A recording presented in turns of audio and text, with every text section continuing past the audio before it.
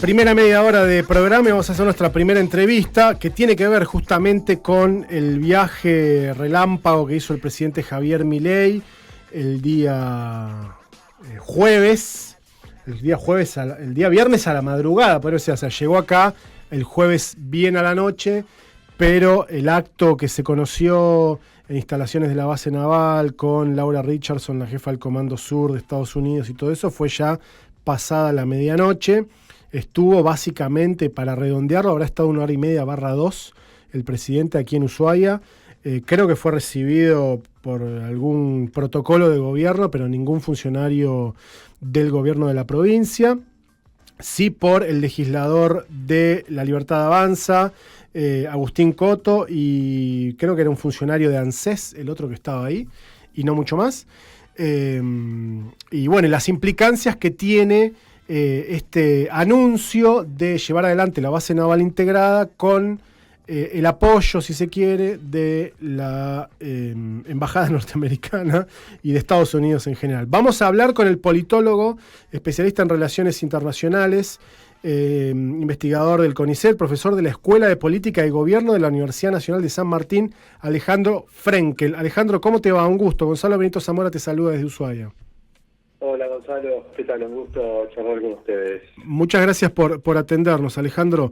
Bueno, me imagino, por supuesto, que como todo el país te habrás enterado de este viaje del presidente, de los anuncios. ¿Cuál es tu primera reflexión a esta foto que tuvimos aquí en Ushuaia, capital de Malvinas, la puerta de entrada a la Antártida, con Milei y Laura Richardson? Bueno, a ver, me parece que hay varios puntos que se pueden señalar. En primer lugar, que esta es la tercera vez en 3 años, si no tengo hecho mal el cálculo, que un jefe del Comando Sur visita Argentina y en esos 3 viajes visitó Tierra del Fuego.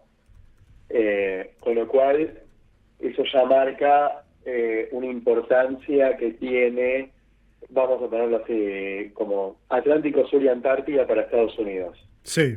Sobre todo para lo que es el sector de seguridad y defensa de Estados Unidos. Es decir, dentro de lo que es el Cono Sur, es un aspecto prioritario. Y además que también han viajado jefes del Comando Sur, tanto Laura Richardson como Kerry Fowler, que fue el anterior jefe del Comando Sur, con diferentes gobiernos, ¿no? En su momento estaba Alberto Fernández, después estuvo Milei, también había obviamente había visitas en la época de Macri, no recuerdo si en ese momento fueron o no a Tierra del Fuego, pero bueno. Con lo cual también hay una cuestión que trasciende el signo político de los gobiernos. Uh-huh. Y que marca, me parece, un tema prioritario, importante para la agenda hemisférica de Estados Unidos, que es esto que te digo, el Atlántico Sur y Antártida, en clave o pensando sobre todo la cuestión china. Y acá me parece que aparecen algunos puntos o algunos asuntos específicos que se vinculan con China. Uno que tiene que ver con lo que se conoce como el polo logístico antártico, entonces conocerán bien de eso. Sí, sí. Que es un proyecto, bueno, que tiene muchos años, casi más de 20 años, que por lo que yo tengo entendido ya se ha empezado a hablar de ese polo logístico, sí. Pero que en los últimos años se empezó o por lo menos con otro dinamismo, y se incluyó la posibilidad de que China participe en el financiamiento. Eso generó, despertó las alarmas en Estados Unidos, con lo cual ahí hubo una cosa de Estados Unidos de poner el foco también en Tierra del Fuego y en lo que tiene que ver con la entrada a la Antártida. Y el otro punto también central ahí es la cuestión de la pesca no declarada, pesca ilegal, pesca clandestina, bueno, como lo queramos llamar, que también es otro asunto en los cuales si uno sigue los documentos, las declaraciones, los señalamientos oficiales del Comando Sur y otras agencias estadounidenses del gobierno y del Estado norteamericano que señalan la actividad depredatoria de China en el Atlántico Sur, una vinculación entre medio ambiente y seguridad, y bueno, también lo que se califica de China como actitudes o acciones malignas, ¿no? Con lo cual, digamos, eso me parece que es el panorama de lo que explica en buena medida la visita de Richardson a Ushuaia, ¿no? de la jefa del Comando Sur. Sí. Y después, en el caso de la presencia de Milei, bueno, creo que es un gesto de un alineamiento incondicional y de un alineamiento incluso con un carácter de subordinación hacia Estados Unidos.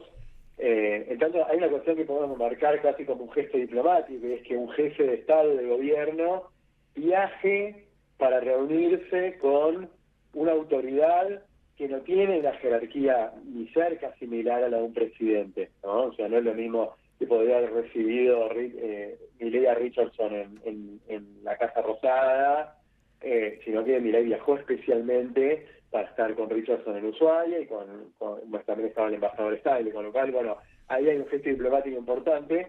Y después, bueno, algo que no es ningún secreto, sino que el presidente lo viene haciendo público desde incluso antes de asumir como el gobierno, que es que su prioridad en política exterior es la relación con Estados Unidos. Entonces, en ese marco hay una cuestión de alineamiento claro respecto a Estados Unidos y la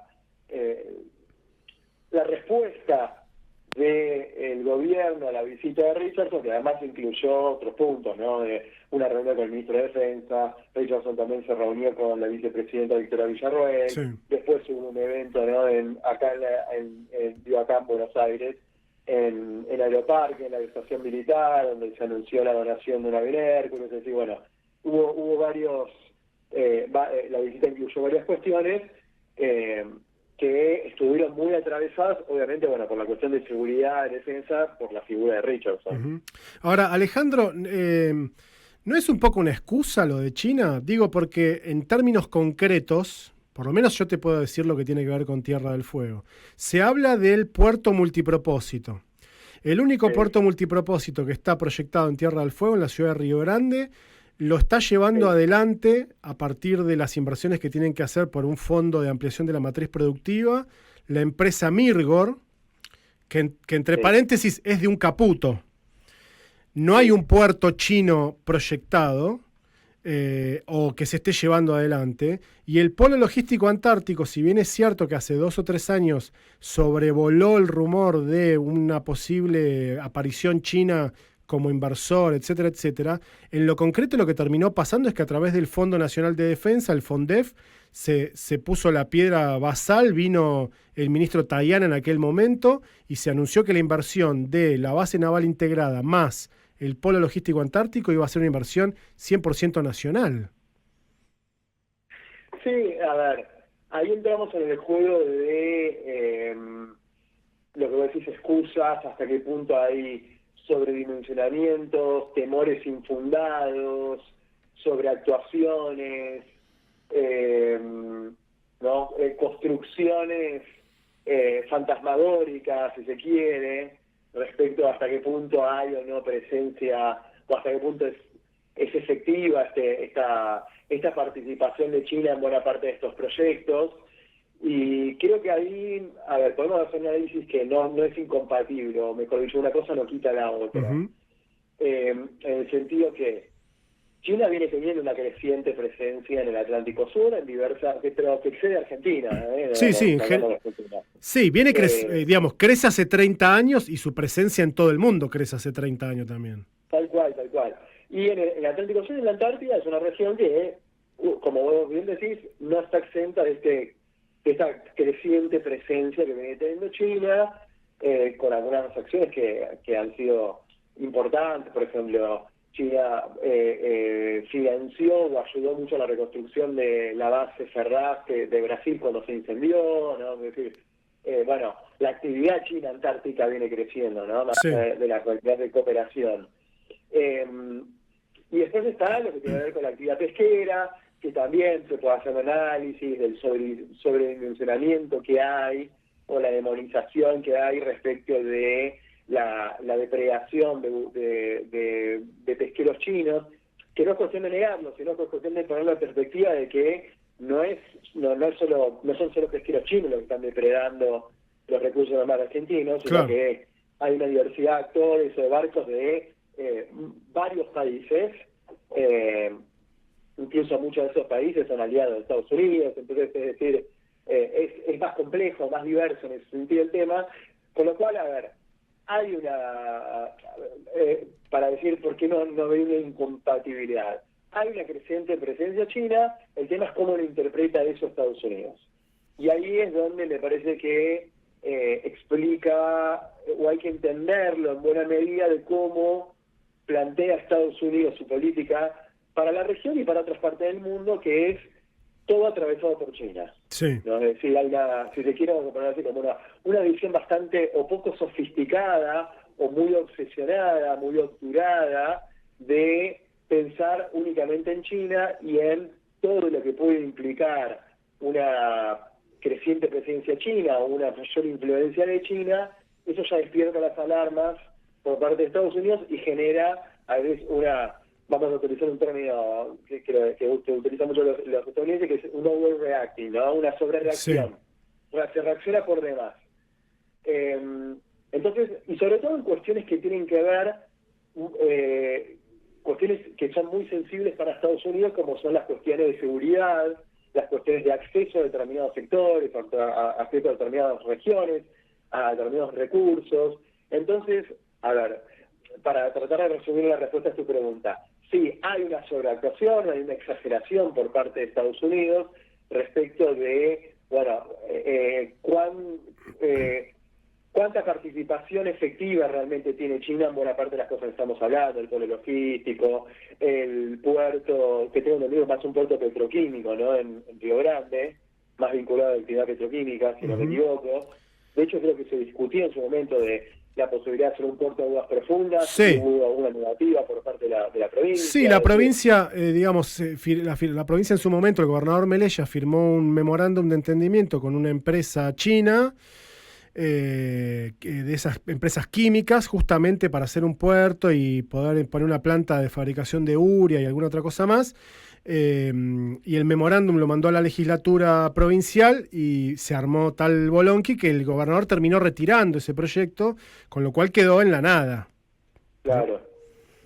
Entonces, por eso, digo, sí hay una sobreactuación, una exageración en la preocupación o la visión de lo que de China como una amenaza en esa región para los intereses de Estados Unidos, y eso lleva a acciones concretas por parte de las agencias gubernamentales de Estados Unidos, en este caso el Comando Sur, respecto de generar presiones, aumentar las presiones para los países de la región, en este caso el Cono Sur, para adoptar políticas anti-chinas, ¿no? O que de alguna manera contribuyan a frenar ese supuesto avance de China en la región. Claro. Y ahí es la otra cara de la cuestión, que es, ¿cómo reaccionan los países o los gobiernos sudamericanos frente a eso?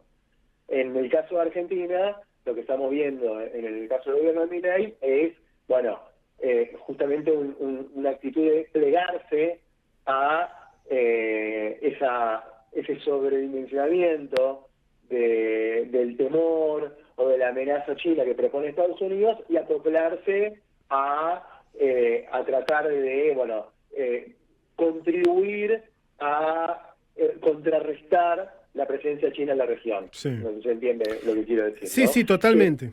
Que ahí me parece que hay un problema, pensando para Argentina y también para otros países de la región, que es, o mejor dicho, hay una competencia, una rivalidad entre Estados Unidos y China a nivel global, sí.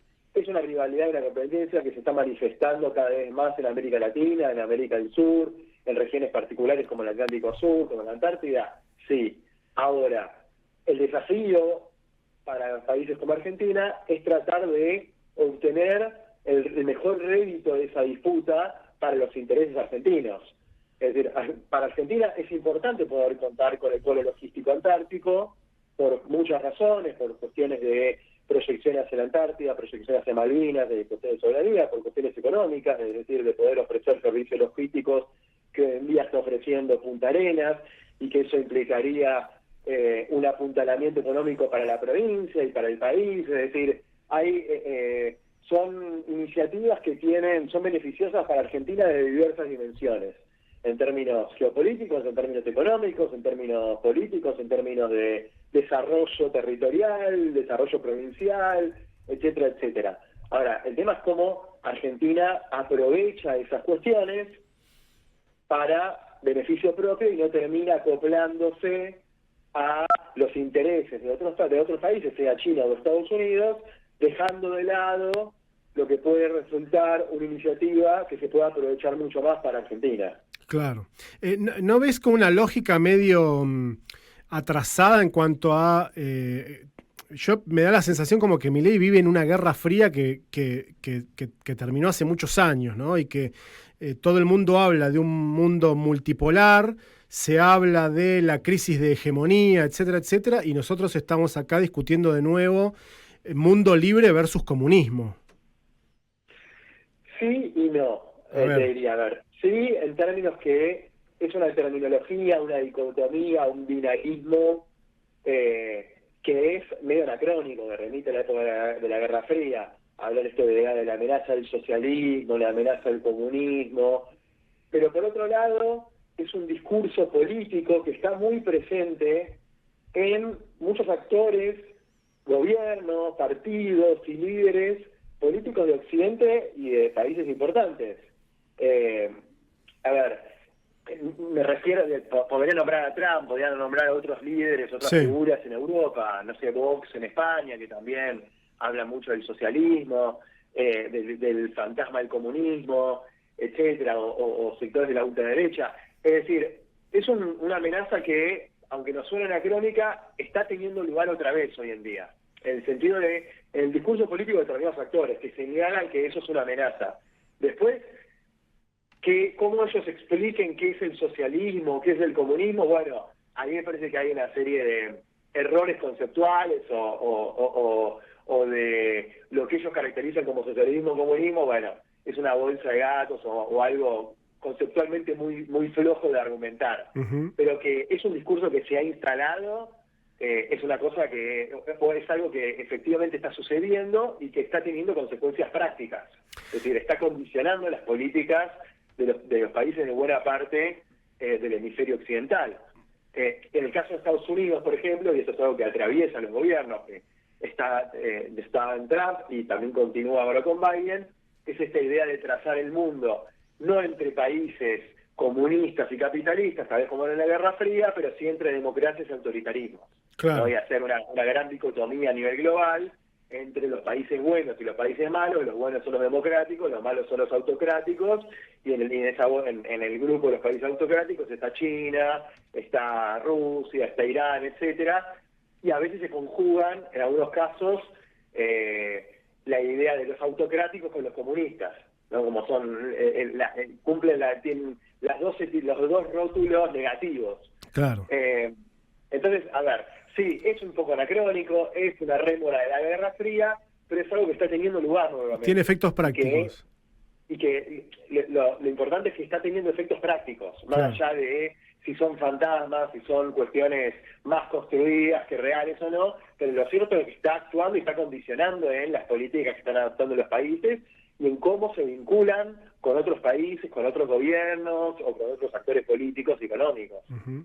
Estamos hablando con el politólogo Alejandro Frenkel. Alejandro, siguiendo esta misma línea, en términos concretos, ¿estamos yendo hacia un mundo más multipolar, pero que puede, con estos efectos prácticos de estos discursos, volver a encuadrarse en un mundo partido en dos? Porque da la sensación que el crecimiento de India, lo que pasa en Medio Oriente, todo ese, evidentemente lo que está pasando con Israel va a reacomodar seguramente el mapa geopolítico en esa zona, la guerra con Ucrania, el Papa Francisco, qué sé yo, da la sensación que estamos yendo hacia un mundo mucho más multipolar, los BRICS, etcétera, pero estos discursos pueden llegar a modificar esa transición.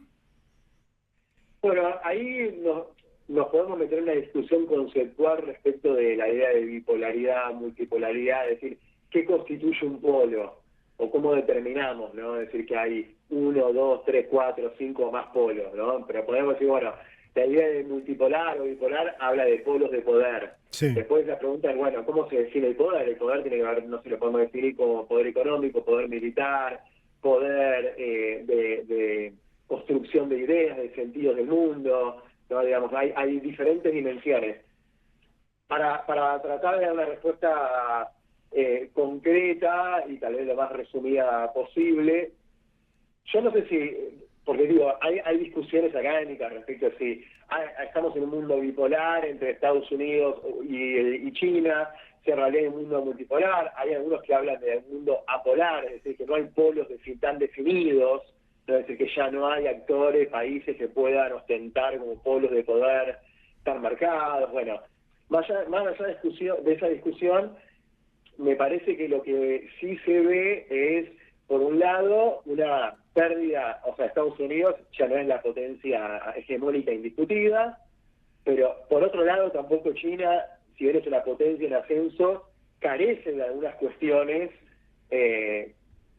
que podrían determinar que es una potencia hegemónica a nivel global, ¿no? Es decir, vamos a pensar más allá de lo económico-militar, que son las dos dimensiones clásicas por las cuales uno puede decir este país es una potencia, porque es una gran economía o porque tiene un gran poder militar. China tiene una dificultad muy grande para expandir sus visiones del mundo, de la sociedad, del sistema político a otros países, ¿no? Digamos, China hoy en día no es un modelo, o el sistema político chino, o las relaciones sociales chinas, sí. Las cuestiones culturales chinas. Claro, culturalmente no logra penetrar como sí lo hizo la cultura norteamericana, por decirlo de algún modo. Exactamente. Entonces, bueno, ahí hay un límite para hablar de que China puede ser un polo de poder a nivel global. Lo está haciendo cada vez más económicamente, militarmente, pero en cuestiones que tienen que ver con ideología, cuestiones culturales o sistemas políticos, no tiene esa capacidad, no está teniendo esa capacidad, ¿no?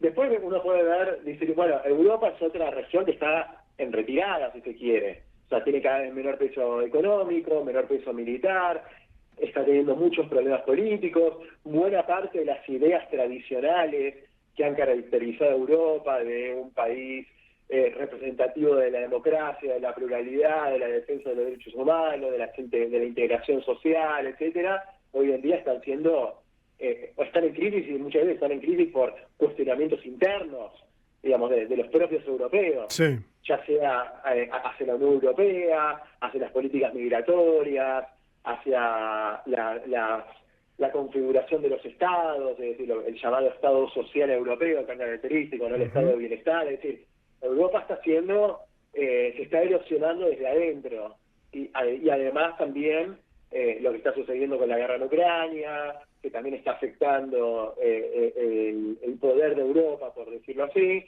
Después tenemos en América Latina, donde Brasil viene de una gran crisis que se está recuperando, pero no es tampoco la potencia emergente que se hablaba en su momento.